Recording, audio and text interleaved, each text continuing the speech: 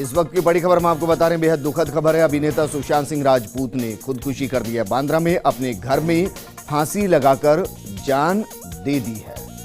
तो इस वक्त की बेहद दुखद और बड़ी खबर हम आपको बता रहे हैं। बॉलीवुड के लिए एक बेहद दर्द भरी खबर। सुशांत सिंह राजपूत जिन्होंने खुदकुशी कर ली है, कई महत्वपूर्ण फिल्में इन्होंने की, केदारनाथ, बद्रीनाथ,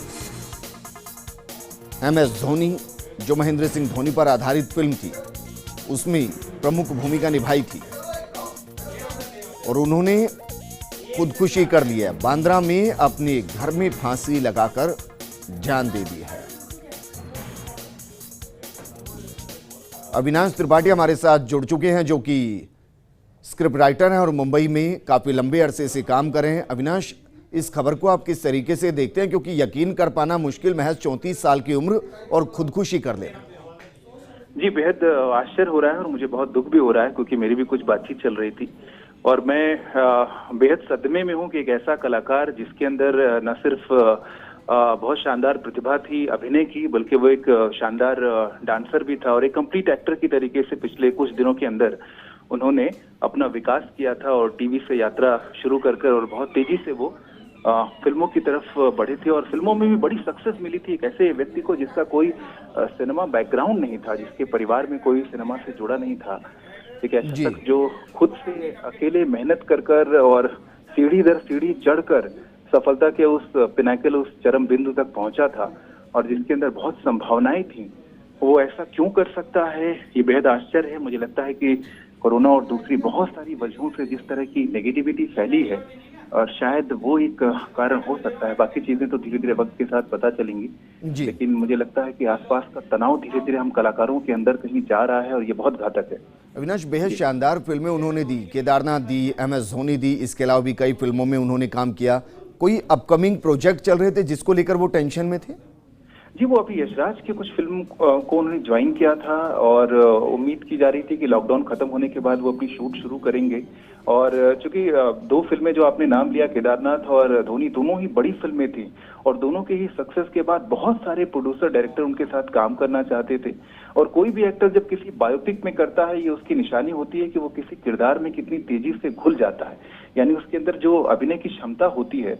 और किसी जीते देखे हुए व्यक्ति को जब कोई आदमी उसका बायोपिक करता है तो वो उसकी कमाल की अभिनय प्रतिभा ही होती है, तभी वो उसको आत्मसात कर पाता है। तो ये सारे गुण उनके अंदर थे, जिसकी वजह से बहुत सारे उनके पास ऑफर थे और कोई ऐसी भी तनाव नहीं था कि उनके पास कोई काम की कमी थी और जिसकी वजह से कोई आर्थिक परेशानी हो या वो उस तरह का कोई तनाव हो।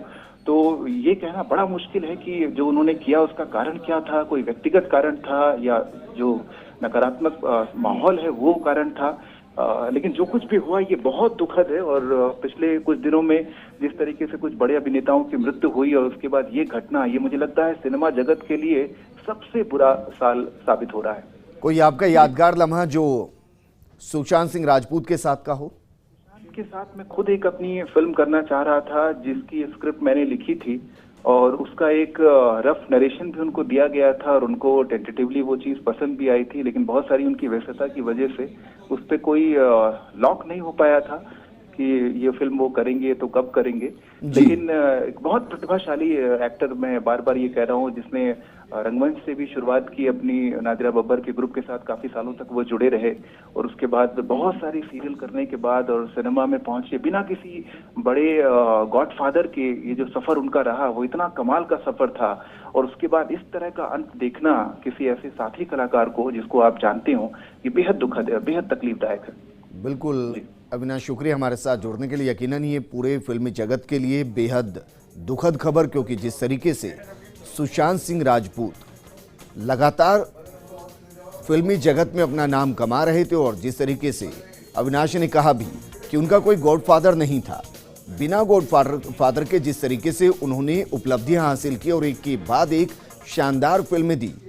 MS धोनी में जिस तरीके से उन्होंने किरदार को न सिर्फ निभाया, बल्कि उस किरदार को जिस तरीके से उन्होंने जिया, ऐसा लगा नहीं कि